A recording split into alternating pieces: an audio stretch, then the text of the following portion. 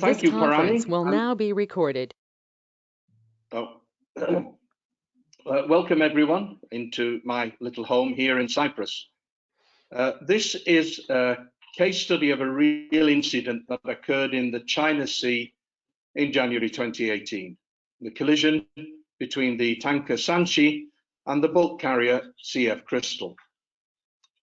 The combined flag state investigation report into the collision runs to over 190 pages, and it makes for some very sobering and even shocking reading, and makes one wonder how such a thing could possibly happen in these days of STCW and ISM code safety management standards. I propose to look at what happened in the hour leading up to the collision and the few minutes after it. Then perhaps we can come up with some suggestions as to how this could have been prevented.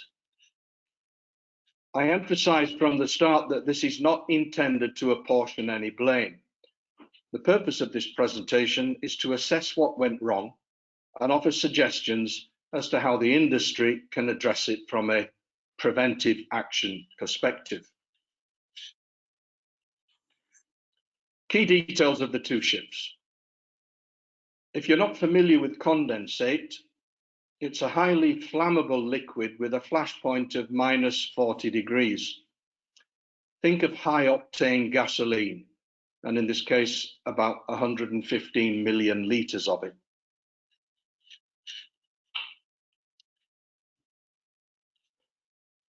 On the 6th of January 2018, at 1950 hours local time, the tanker Sanchi was in collision with the bulk carrier CF Crystal. At the time, the weather was cloudy with good visibility, wind northeasterly force 4 to 5, and a slight sea state. CF Crystal suffered moderate to serious bow damage and was able to sail to a repair port under her own steam. No crew were injured. Sanchi subsequently sank with the loss of its entire cargo and all 32 crew members. There were no survivors. The investigation draws mostly on the VDR record subsequently salvaged from the wreck of Sanchi and some other vessels that were in the vicinity who had the presence of mind to stop and download their VDR data.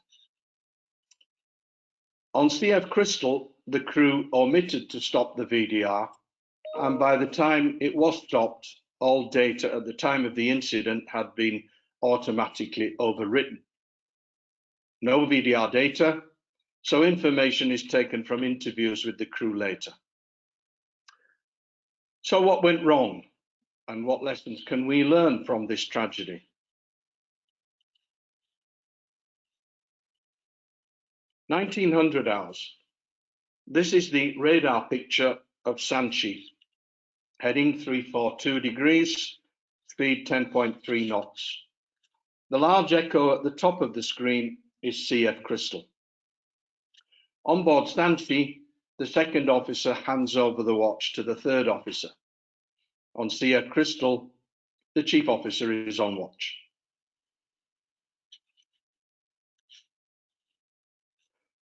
Fast forward half an hour to 1930 hours. Course is now 357, speed still the same at 10.4 knots. 4 echoes on the starboard side, the largest one there being the CF Crystal. At that time, 1930 hours, the officer of the watch on Sanchi talked to his AB lookout about targets A and B and assessed that all targets would be passing astern. This is the situation on the two ships at that time.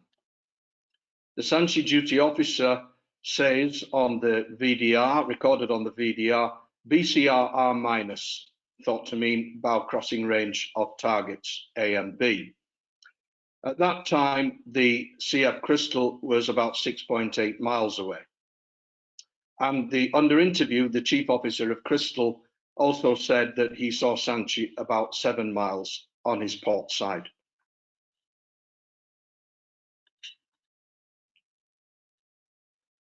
During the period 1934 to 42 hours, under interview, the chief officer of CF Crystal said that he'd noticed that the vessel had drifted off to the port side of the coastline.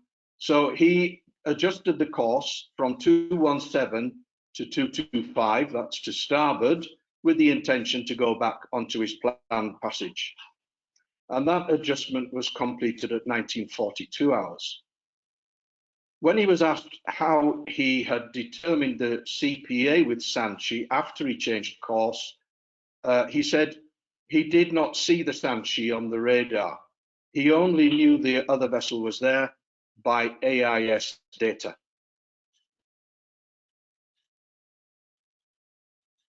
And this is the radar image of Sanchi at 1935 hours. Notice that the radar cursor is on the CF Crystal and it's bearing 023 and 5.4 miles. Note also the smaller echo on the starboard side.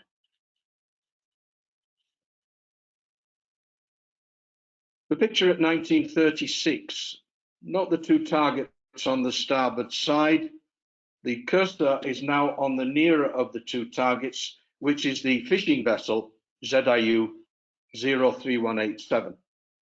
And the triangle symbols of both targets are red with the message AIS collision in the bottom right corner of the screen.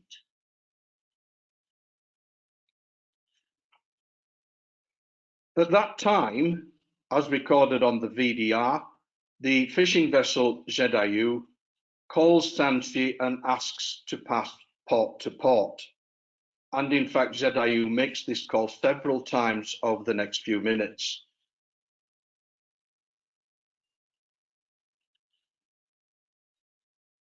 Moving on 3 minutes to 1939 hours. Both AIS danger targets are still in the red collision warning status.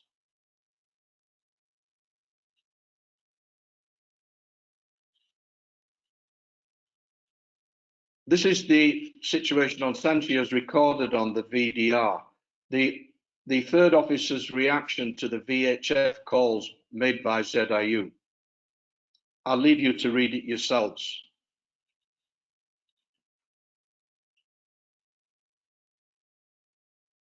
I'm not sure exactly what the AB means to say here.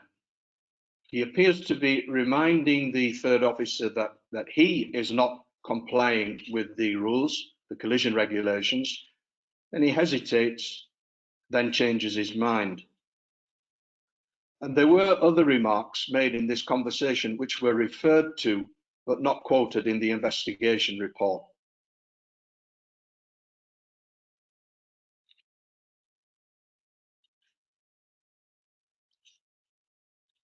A couple of minutes later, the situation on Sanchi. The third officer now orders his lookout to signal the fishing vessel with 5 short flashes, the warning symbol, the international warning symbol. Then at that time, the ZIU realizes that Sanchi is not going to comply and he alters his course to port.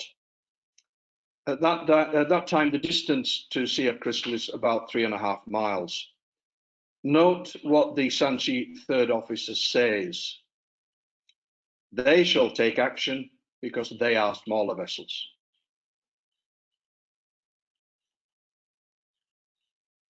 This is the radar picture at 1941 hours.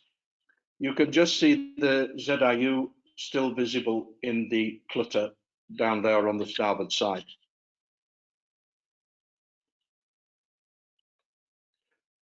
Meanwhile, on the bridge of CF Crystal, the third officer comes onto the bridge to take over the watch as scheduled for 2000 hours. He has a look at the radar, but sees no echoes, only an AIS symbol. So under interview, he said he thought that it was a fishing vessel because there was no radar echo, only the AIS symbol. And this is the radar picture of Sanchi at 1944 hours. ZRU is still just visible in the clutter. His AIS symbol is still red, but passing clear. CF Crystal up there is still red and clearly to any navigator is on a collision or at least a close quarters situation course.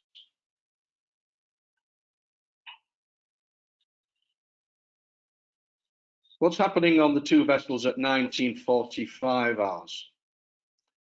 On CF Crystal, the chief officer took a phone call from the master. He then quickly handed over the watch to the third officer and left the bridge about 1 minute later. And about the same time, the 8 to 12 watch-keeping able seamen came onto the bridge and took over as lookout. On Sanchi, the third officer is still assessing what to do about CF Crystal, which at that time was about 2 miles away. Note what the third officer says as recorded on the VDR. What can I do? My starboard side is full.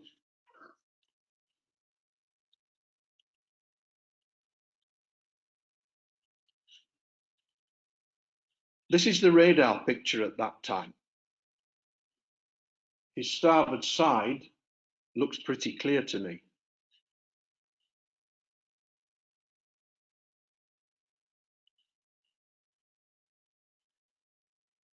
Two minutes later, 1948, on board the Sanchi. I'll leave you to read the details yourselves, but as you can see, the third officer calls the captain and then he seems to panic. Note his conflicting helm orders and what he says when the captain arrives. And the captain has only time to look out the window and call for harder starboard.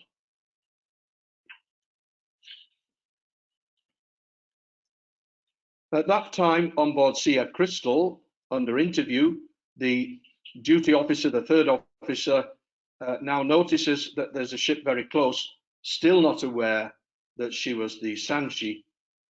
He puts on hand steering and orders the able seaman to go to starboard without giving any specific rudder angle order. The AB says that he put the wheel on 20 degrees to starboard.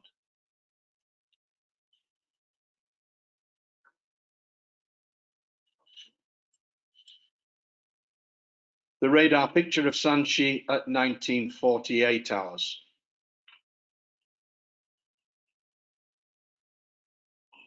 And at 1949 hours. And finally at 1951 hours. The echo of CF Crystal has now merged with the center spot.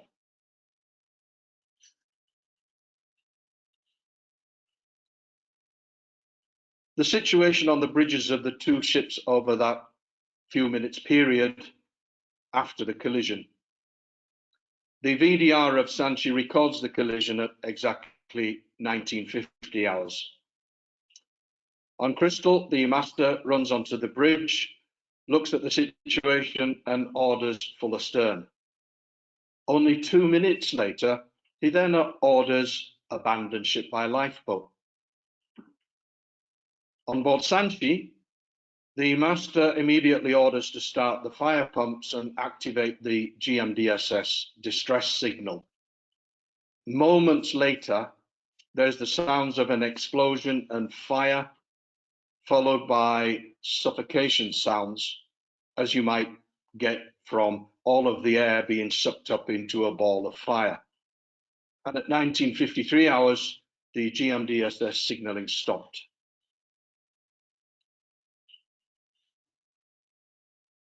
Here are two photographs taken of Sanchi after the collision, taken from a crewman of the CF Crystal from the lifeboat.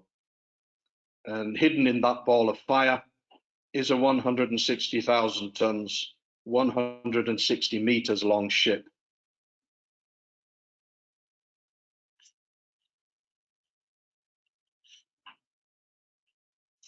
Well, what went wrong? What were the causes?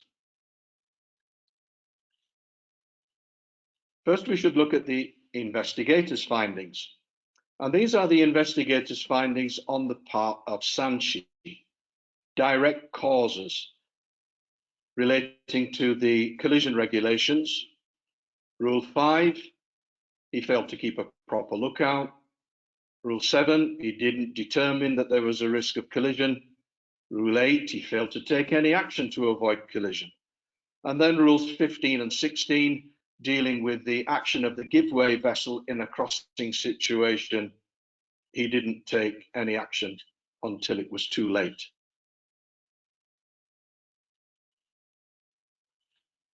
And the investigators' findings of the direct causes on the part of the CF Crystal.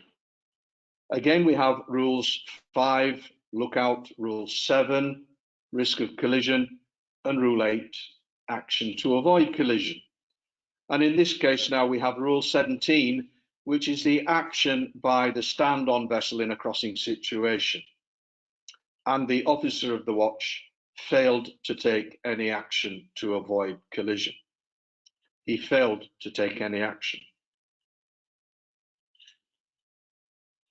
Moving on to indirect causes, on the part of Sanchi, they considered that the third officer's attitude was negative. Remember, he expected small vessels, such as that fishing vessel, to give way, even though under the collision regulations, he was the giveway vessel. Before the accident, the AB on duty repeatedly reminded the third officer to take action. It's not all recorded in conversations. The third officer, he stayed in the chart room too long, leaving the AB as the sole lookout. They chatted about things that had nothing to do with navigation. And here, number 5 is a real key point.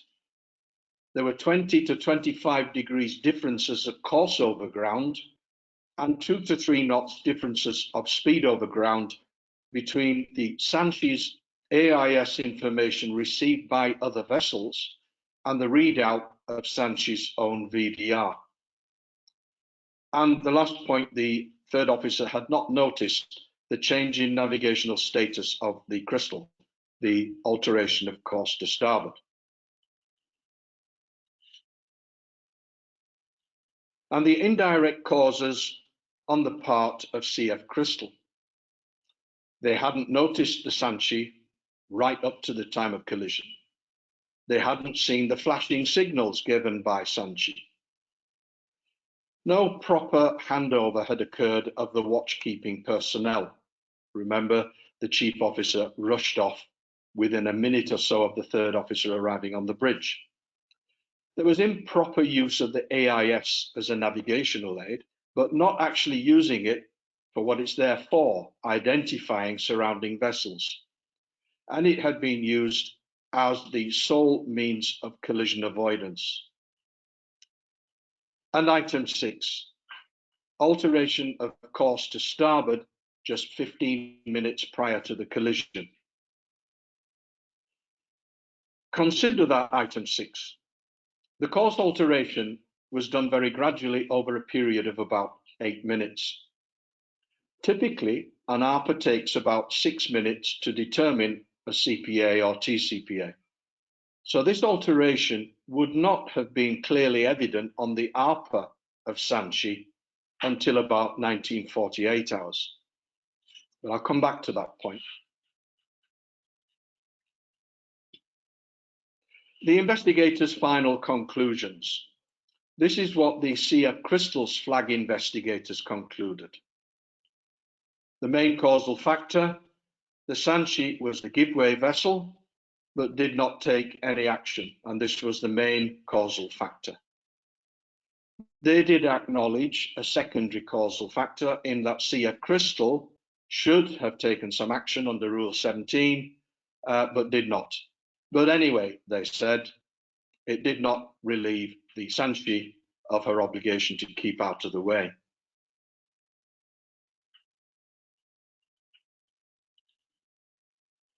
The Sanchi flag investigators came to a slightly different conclusion. They concluded that the alteration of course of the CF Crystal's course to starboard, starting 15 minutes prior to the collision, developed the situation into a collision which would otherwise have been clear.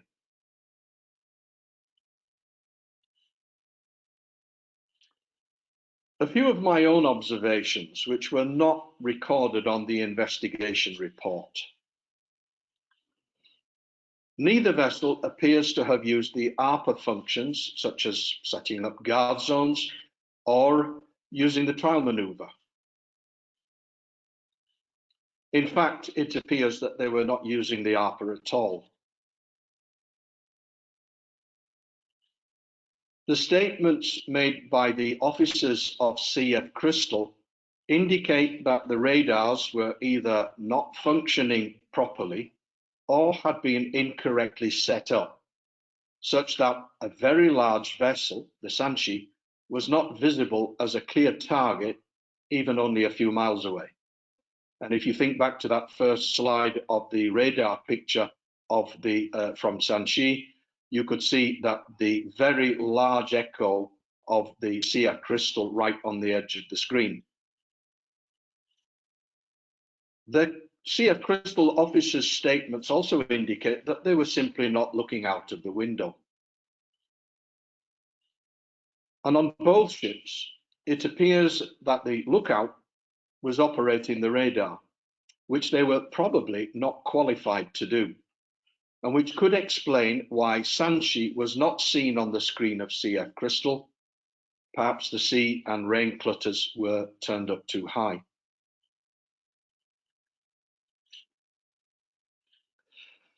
A final observation on the report. The CF Crystal flag investigators analysed the timeline against the requirements of Collision Regulation Rule 7, which is worth quoting in part. There was a lot more to it than this little piece of information. But they concluded that the CF Crystal was first observed by Sanchi at a distance of about 9.8 miles. And it was concluded that risk of collision existed since that time. And since Sanchi had CF Crystal on her own starboard side, and risk of collision existed since 1924 hours, then she should have kept out of the way. But Sanchi did not keep out of the way, and so they concluded that was the main contributing factor. However, a fact that was not considered by the CF Crystal flag, that if risk of collision existed from the time 1924 hours, then from that time, CF Crystal was the stand-on vessel and was equally responsible under Rule 17A1, which I quote, where one of two vessels is to keep out of the way, the other shall keep her course and speed. The risk of collision only developed when CF Crystal made the series of small alterations of course to starboard into the path of Sanchi between 1934 to 42 hours. And whether the situation at 1924 hours was an impending collision or just a close quarters situation, it's clear that by making the course alteration to starboard, such a critical time placed CF Crystal in breach of Rule 17A1. I should say that this case is still to be heard before a court, and the final judgment is still to come. These observations are my own, based only on the information of the Flag States report. There could be more information made available when it comes before a court.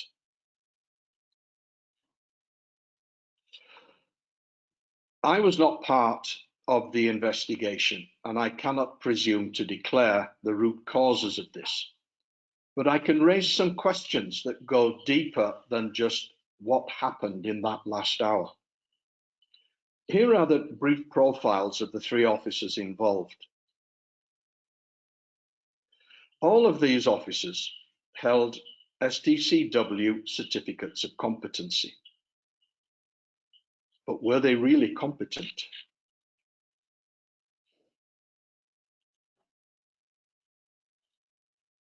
We ended the last slide by questioning the competence of the officers on the bridges of the two ships, even though they all held STCW certificates of competency and had all been bridge navigation officers for enough time to be considered experienced. This raises the question, does STCW go far enough to ensure our officers are truly competent? So in the second part of this presentation, I propose to analyse what is meant by competence, and then how we, as industry managers, can assess, measure, and improve the competence of our officers.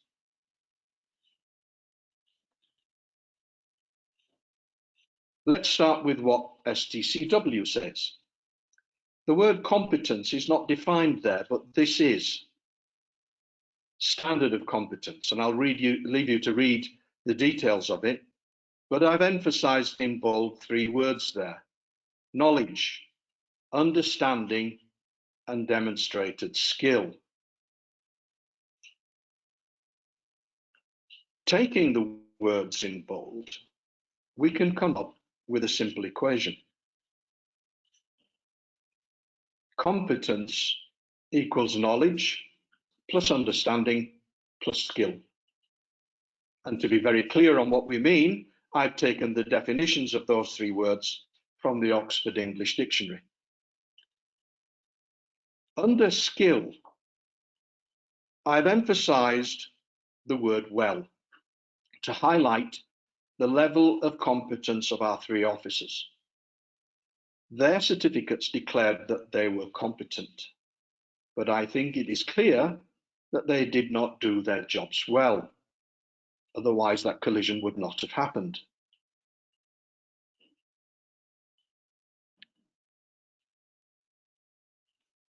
Here's another definition.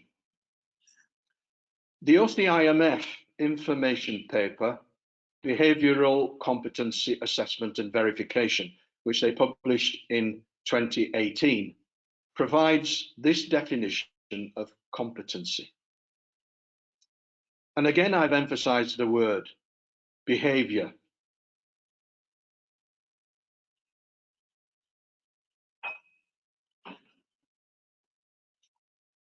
Competence. Seaways magazine is a very useful source of information and opinion. And if you do not read it regularly, then I recommend that you should.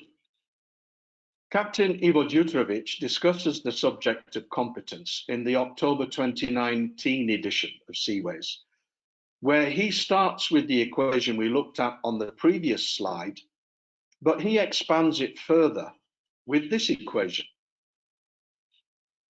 Now we have to consider one more keyword: attitude. The way one behaves can define how well we do the job. This also takes us back to the OCIMF definition of competency we just looked at. A person's behavior is a function of their attitude. I would like to expand on this hypothesis. I would like to propose this equation.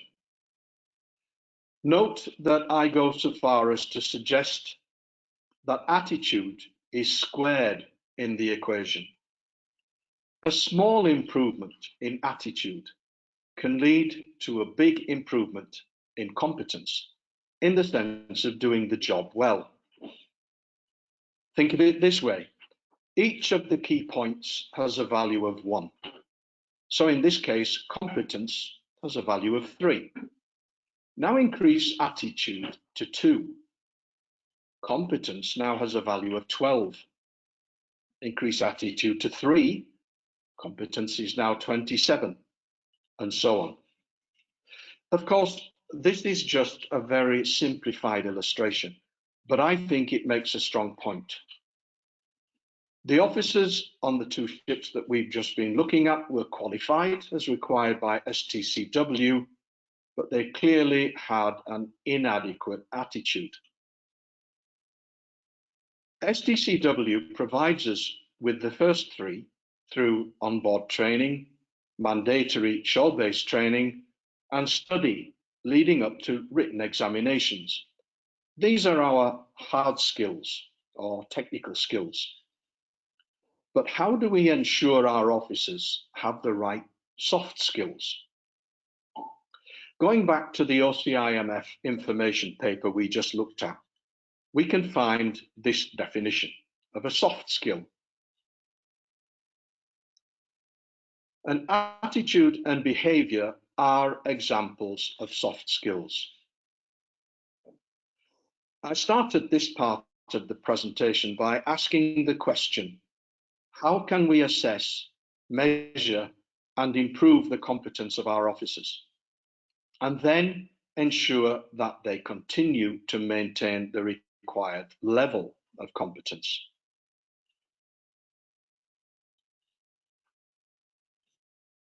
Here are a few things that we can do. Onboard training, mentoring. Yes, it does have its benefits, but if the able seaman on board Sanchi was a new officer cadet under training, the actions and statements of his training officer, the third officer, might have set him off on the wrong track, assuming that the collision didn't happen. Navigation audits. Yes, this also has its benefits, but perhaps the officer being audited, being well aware of the presence of the auditor, will adjust his behavior to the situation and then revert as soon as the auditor has gone. The VDR. Going back to Seaways, the November 2019 edition, there was an article written by Captain Deepinder Singh. And he arranged for the responsible superintendent to send instructions to him at random intervals to download the VDR backup and send it for review. Now the officers were being company audited, but without the presence of the auditor or knowing when the audit would or had taken place. And this is not an entirely new idea, and was first actually suggested by OCIMF in their information paper, Recommendations on the Proactive Use of VDR Information, which was first published as long ago as 2012, revised in 2013, and again just this year in August of 2020. But this falls short of assessing how they react under extreme situations, which only has to happen once in an officer's career. He then either reacts positively or not, such as in the case of our third officer on Sanchi. How can we be sure that he will instinctively react positively under pressure? Simulator training. This has been around now for well over 20 years, but it is still not compulsory under STCW. For example, in section A1 6.4.3, it says, if conducting training using a simulator, and there are other references. However, they are an excellent way to hone skills that are not regularly used at sea, and in particular, in emergency situations. Psychometric assessments. I'll simply refer you to the TMSA 3 at KPI 3.4.1, which asks if documented procedures for assessing crew competency include psychometric assessments. And incidentally, that KPI also asks if scenario-based simulator assessments are also done.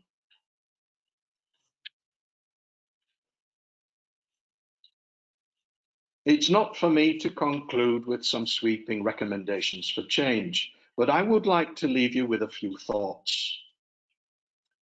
STCW does not include soft skills, such as attributes of behaviour and attitude in assessments of an officer's competence, such as could be revealed in a psychometric assessment. Should it? STCW does not require an officer candidate to demonstrate competence by practical assessments, such as could be determined on a bridge simulator. Should it?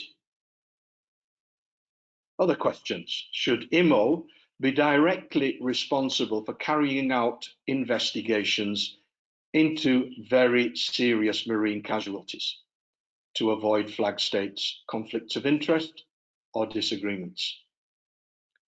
Alternatively, should IMO delegate a third-party flag to carry out such an investigation? And a final comment, the VDR is a very useful auditing tool, which could be better used in the industry.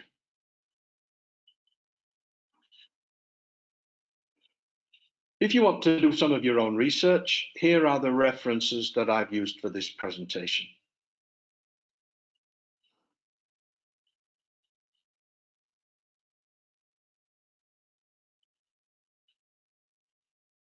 Well, that's all I have time for. Sorry, we've had to rush it a bit. It's a big subject and we are rather limited on time. It's actually a condensed version of a 90-minute lecture that I have prepared on this subject. If you have any questions on this presentation, please use the comments box and we will try to answer as many as we can at the end. And I'll pass you back now to Captain Pirani.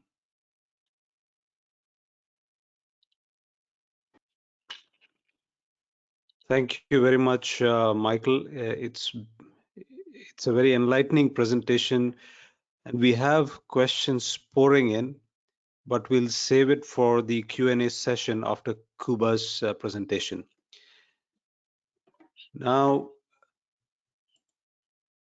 coming to the, there are a lot of things to unpack in there, but I'm just wondering, and I think everyone can agree that if the accident had happened in Chinese waters, I think there would be many more complications. For example, criminal liability, there would be a few people going to jail. And I think, with this thought, we can ask Kuba to pick it up and share his thoughts on how such a thing would have proceeded and how the Nautical Institute can assist in such situations. One of the distinct benefits of the Nautical Institute membership is the criminal liability insurance. And Kuba, if you could please talk us through that. Yes, thank you. Being very concerned about the time, obviously Michael took, as predicted by myself, far more than Michael was allocated. So I will only speak for 1 minute. Thank you, Michael. Yes, Nautical Institute is probably the only organization in the world at the moment providing members with liability insurance. Why do we need that? Now, guys, I will cut through the cheese. We are in Cyprus. So this accident, we can obviously blame everybody on board and so on and so forth, but I would like you to think about it. How would you react if it was your ship? Would you ask yourself a question, how come that this third officer was allowed to be on board? How come that we allowed and promoted this chief officer to be on board? When did I go on board last time? And so on and so forth. Because if we were to say that this accident happened only because these guys were on board, then I think we are missing big style here. We need to start asking ourselves. That's my comments to Michael's presentation. Now, coming to the liability. We've got a huge conflict of interest, ladies and gentlemen, and that's very interesting because until sometime in our lives, yours and mine, we were at sea, we were masters or chief engineers. And when we were on board, we were under influence of P&I Club. We thought that P&I Club will go on board and will always dig us out of the situation. But now when you are sitting in office, you are seeing different story. Very often, if I were to take Captain Lasota case, or very recently Mauritius case, when the tanker, bulk carrier ran aground there, what do we see? We see the big difference. We see the conflict of interest. All of a sudden, individual master is not necessarily in the same books with P&I Club. Now, what would you do if you were Captain Lasota who found drugs in his ship? Wouldn't you report everything? Of course you would. What would happen then? Well, in Lasota's case, it's 16 months in jail now, in Mexican jail. And you guys in Cyprus know that very, very well. So where do we, ship masters, stand when it comes to the collision or any other criminal act as it appears to be treated by the world? Do we have a legal representation? Where can we get money for? Now, any director ashore would have a director and officer's insurance. If you think about ship master and go back to your own company and check, what's the difference in contract for ship master and AB, liability-wise? There is absolutely no difference. For a man who is responsible for all his people on board, cargo, environment, reputation, he is not covered by anything. And if it wasn't for Nautical Institute, the only association organization which provides cover for members, there would be absolutely no one. I think as a members of Nautical Institute, we should really spare a second whenever we are visiting ships and advise our colleagues at sea to reach out and get the Nautical Institute membership. That's all I have time for. I used 4 minutes of my time, so I step down. I have no idea how we are going to pack all these questions from 40 people coming now in next 6 minutes. But hey, here we go. Over to you, Parani. Thank you, Kuba. I'm going to, just throw it out there. If the participants don't have any objection, then we could carry on for, let's say, 5 to 10 minutes more to take in some of the questions. I always love this Q&A part. That's where some real interesting stuff comes out. So stay on, but if once we go past the time, then and you have other commitments, please feel free to leave, but we'll go on for about 5-10 minutes more. So the first question, just to carry on from Kuba's presentation, what exactly is this cover, Kuba? For the benefits of our participants, let's say if the master of the Sanchi had survived and he was put in jail for criminal negligent or negligent navigation, how would he be then supported by the Nautical Institute? Yes, so Nautical Institute would provide a legal support for him. There would be money paid towards his legal representation, which at the moment otherwise would be organized by P&I Club. And as it is at the moment, that would be the same lawyers representing owners and representing individual. Now imagine any of those cases. The very good case I can imagine is Costa Concordia, where everything was blamed on shipmaster. And in here, I would imagine that it would be the same. In both cases, in both masters' cases, it would be the same, when the master would feel probably completely left alone. Now, with cover from Nautical Institute, he would have a team of lawyers representing him. Thank you.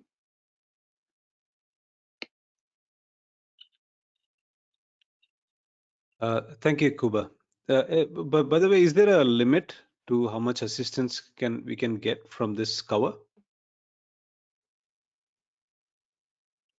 Sorry?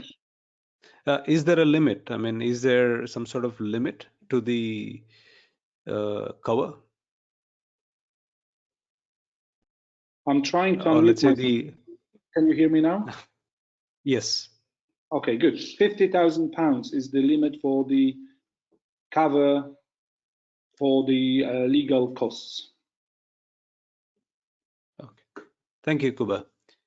So I think we may circle back to you in case there are questions, specific questions addressed to you, but I'll move on to the Q&A session. We have some questions. I have put some of them on the slide and some of them I have taken notes. So the first question, Michael, this is for you. Do you, from the investigation report, does it say if the master standing orders were posted?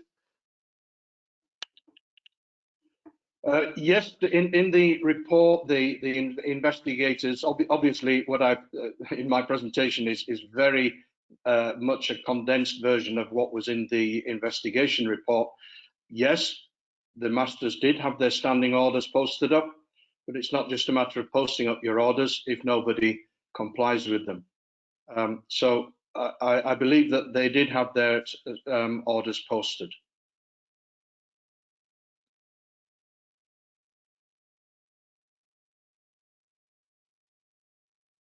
Any information related to rest hours, yes, the report does investigate that, and there was no question that anybody was overly fatigued. In fact, it doesn't actually say it in the investigation report, but the Sanshi appears to have had 4 mates because part of the reason why the third officer was spending time in the chart room because he was chatting to the extra second mate.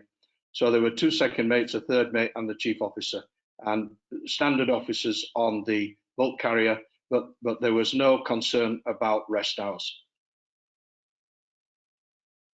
Okay, thank you. And this question is for you as well.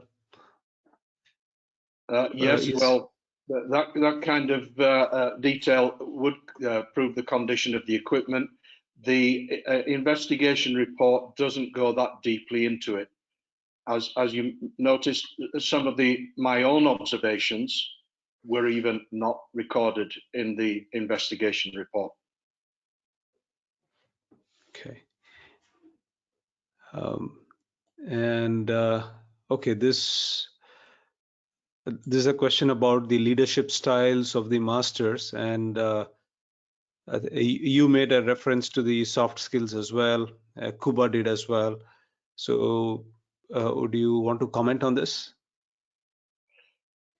Well, yeah, we can consider that. Leadership styles of the masters certainly do can have some problems. There's not really anything that comes to the front in this investigation report regarding the 2 masters. We don't really have a lot of time to discuss this here, but I do point out or note that the master of the CF Crystal took barely 2 minutes to decide to abandon ship, leaving a big ship with a fully functioning engine room to get his crew into a little lifeboat. As for the master of the Sanshi, well, the third officer did call him. He did feel free to call the master. He just left it too late.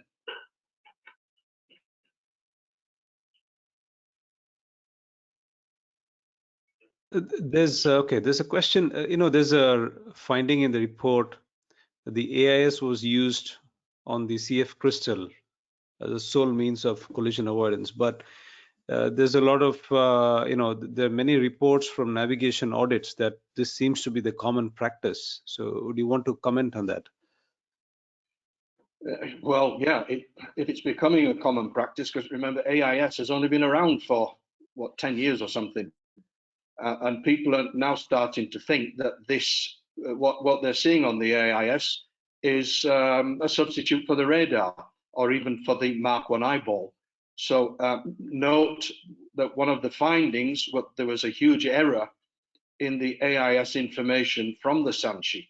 So this just raises the point that you should not use AIS for collision avoidance. It's there for information. AIS was used on board CF Crystal as the sole means of collision avoidance. That's what came out in the report. What was not really investigated to my mind, properly in the report was why the radar records were not showing clearly on the radar. It's not covered in the report at all. But it seems to me that they were just not controlling their radars properly, or something was wrong with them. But if they had two radars, then surely both of them can't have the same fault. Understood. I think we may have time for one last question, Michael. And this is from me. Right. There was a safety bulletin from the OCIMF. I think many of you might have seen it, and it specifically talks about the Sanchi and the CF Crystal, and it asks SIRE inspectors to ask detailed questions, especially in Chapter 4 of the VIQ. Michael, do you want to kind of give us some examples of what kind of questions? You have the background of a SIRE inspector, so what kind of questions on would the be point asked? now. Actually, the new VIQ 7, has a lot of changes in the way that the inspector is required to approach his inspection. There are many more questions that start with, are crew members aware of, or do crew members know about? There's more emphasis on software, the crew, rather than the hardware, rust and functioning systems such as that. So in the last 2 or 3 years, the vetting inspectors have been and will continue to be looking more closely at the attitude of the officers. It's a matter of phrasing your questions to see if they're aware of how such equipment is used. You can ask them, what's your primary collision avoidance? Can you show me how you've set your AIS? Ask for various questions on the ECDIS, because we've seen so many incidents in the last few years with, you could call them ECDIS assisted incidents, where ships have run aground because the depth controls have not been properly set, and so on. So it's difficult for me to ask a question as if you were the navigating officer. It's really just a matter of assessing the situation when you are there and then asking the questions. It's something you build up by experience of dealing with people. Okay, thank you, Michael. We have some more questions, but unfortunately, for the benefit of time for everyone, I'm sure it's dinner time for many. So we'll stop here for today. We'll look at your questions and see if we can get back to you on them, or we can do something with it in a later event. So now I think my role is coming to an end. I'll pass on for the closing to Yuan. But before going, big thank you from my end to Michael and to Kuba for their time and this wonderful presentation. Over to you, Yuan. Before we go, Parani, I've just noticed Neil Hawkes has put a question up. One final question on that. I'm yet to witness the third officer being questioned on navigational issues. Well, then Neil should have attended an inspection with me, because I very often question third officers as well as second officers, sometimes even cadets.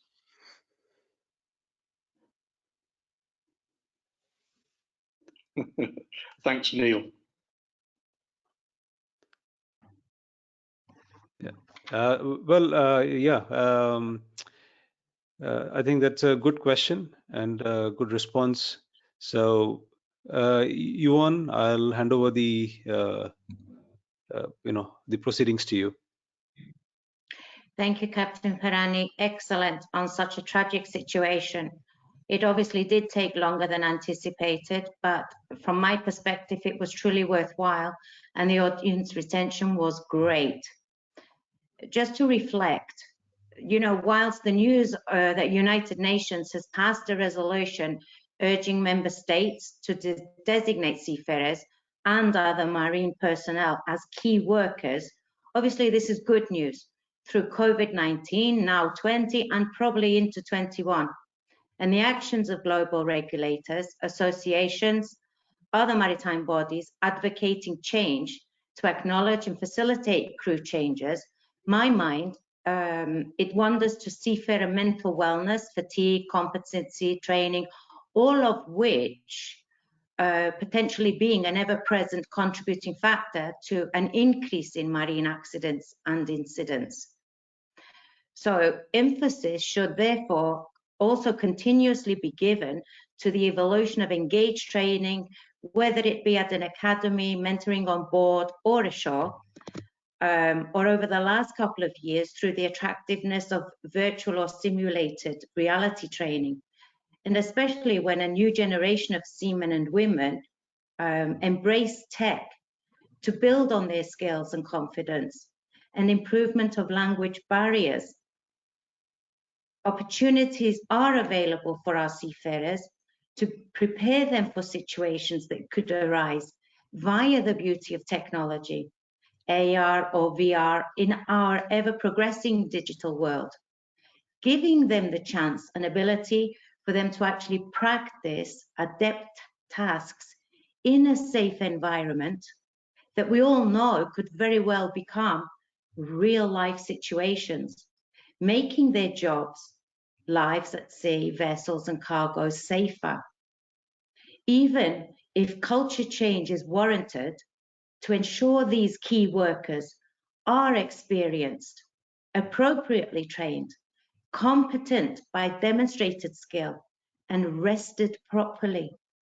Corporate culture should be a key component in organizations, as it does have a direct impact. And commitment is important to foster from the top, on board and ashore. Servicing, functionality and proper training for all equipment on board is essential. I mean, this statement is self-explanatory. But lastly, I would like to make a couple of points. One, hopefully all countries, governments, associations, stakeholders within the global maritime arena will continue to play their important role and exercise continuous collective efforts to enable stranded seafarers to return home, perhaps even for Christmas, to be with their loved ones.